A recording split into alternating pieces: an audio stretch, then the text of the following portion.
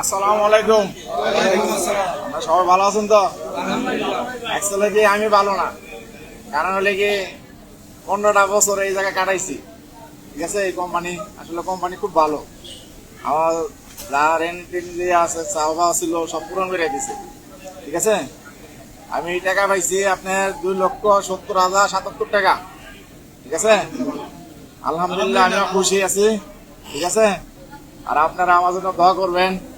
আমি কিন্তু যে উদ্যোগে চাকরিটা রিজাইন দিছি, আমি কিন্তু প্রথম অবস্থায় আমি 5,000 টাকা কিছু কাপড় আনছিলাম।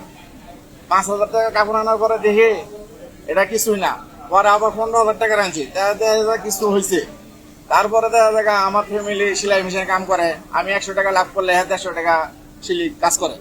ঠিক আছে, সে 150 টাকা কাজ করে 250 টাকা আসে। ঠিক আছে, এইভাবে আমি চিন্তা করলাম যে তো আমার তো ব্যবসাটা মোটামুটি ভালোই, খারাপ না। তো এটার থেকে আমি উদ্যোগ নিতে নিতে বড় হয়ে যেতে মোটামুটি বাসায় ভালোই করছি। তারপর মনে করে আসাছে ব্যবসাটা করার জন্য চিন্তা ভাবনা। ঠিক আছে, এই জন্য মনে করেন আমার জন্য দোয়া করবেন আপনারা সবাই। ঠিক আছে, বিশেষ করে মনে করেন যাও পর। ঠিক আছে, এটা কথা বলে কি সবাই শুনি আমাদের ম্যানেজার স্যার। ঠিক আছে, এতদিন অনেক ম্যানেজার আইসে গেছে, তাতে দুঃখ কষ্ট পায় নাই, কিন্তু উনি এই স্যারের লোক একটা মালের সমস্যা হয়েছে। ঠিক আছে, একটা মালের সমস্যা হয়েছে, এই মাল কিন্তু দ্বিতীয় পরে আবার চলছে, ফালাই দেয় নাই। এই স্যারের লোক আইনে আমার বিচার করছে। ঠিক আছে, উনি মাত্র 2-1 কথা কয়ে দিতে। ঠিক আছে, এটা কি কাজ ভালো হয়েছে?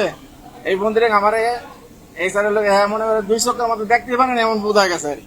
তাতে আমি অসন্তুষ্ট নাই। তারপর উনি আমার বলছে আমি এনে অযোগ্য। আমি বলছি কোম্পানির কাছে বলছি অযোগ্য হইতাম, আমার কোম্পানি রাখতো 15 বছর রাখতো না। ঠিক আছে, আমি ওনার কাছে দোয়া করি উনি ভালো থাকুক, সুস্থ থাকুক। আর আমি চাই, ঠিক আছে, আমি যখন 15 বছর সার্ভিস দিছি, অনেক 5 বছর মধ্যে সার্ভিস দেওয়া যেতে পারে। ঠিক আছে, আমার কাছে যদি কারো কাছে মনে কষ্ট দেওয়া রাখি, কোনো কথা কাজে কষ্ট পান, ঠিক আছে, আল্লাহ রাস্তায় মাফ করে দিবেন। আর আমি যে কাজের জন্য যাইতেছি, ঠিক আছে, দোয়া করবেন সবাই। ঠিক আছে, যাই হোক, আমি হলো সবার প্রতি সম্মান রেখে বলছে, ওনার প্রতি সম্মান রেখেও বলছে। এই যে একটা কথা বললেন না যে ম্যানেজার স্যার বলছে অযোগ্য, এটা প্রেক্ষিতে বলে আমি কিন্তু একটা অনেক ভালো একটা চাকরি করতাম, একটা গভর্নমেন্ট জব করতাম। কোনো একটা কারণে আমার পার্সোনাল কথা তো বলতে চাইনি, কিন্তু ওই কথার প্রেক্ষিতে এসে গেল। তো কোনো একটা কারণে ওই জায়গা থেকে আমাকে চলে আসতে হয়েছে। তখন কিন্তু আমি বিয়ে করছি, আমার বাচ্চা কাচ্চা ছিল। আমি বাড়িতে এসে 2 মাস বসে আছে, কোনো কাজ করি না। তো তখন আমার আব্বা আমাকে বলতো, আব্বা মারা গেছে গত বছর 24 সালে 21 নভেম্বর। তো আব্বা বলতো যে তোকে দিয়ে কিচ্ছু হবে না। তা আমি শুনতাম, আমার যখনই দেখা হতো বলতো যে তোকে দিয়ে কিচ্ছু হবে না। এভাবে আর কতদিন? এই কথাটা বলার কারণ অযোগ্য আর তোকে দিয়ে কিছু হবে না, দুইটা কিন্তু একই কথা। কিন্তু আমার আব্বা কেন বলতো জানেন?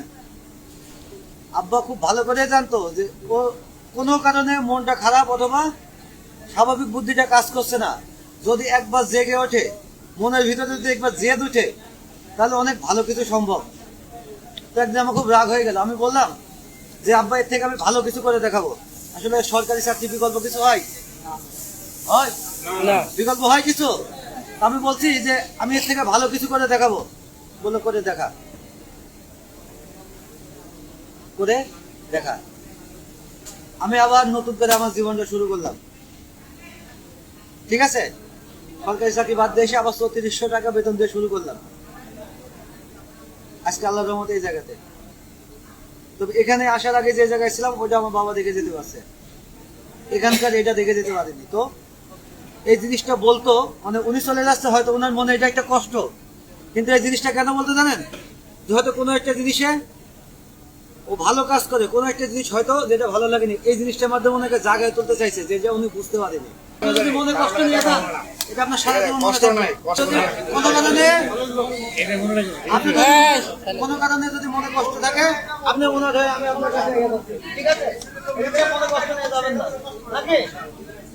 আপনি যদি এই কথা বলেন, এটা সবার মন খারাপ হবে। ওই ম্যানেজার সম্পর্কে সবার একটা নেগেটিভ ধারণা হবে। মন খারাপ না, মন খারাপ কিছু না। ঠিক আছে। দোয়া করবেন, আপনি ভালো থাকবেন, ভালো থাকবেন। আমাদের জন্য দোয়া করবেন।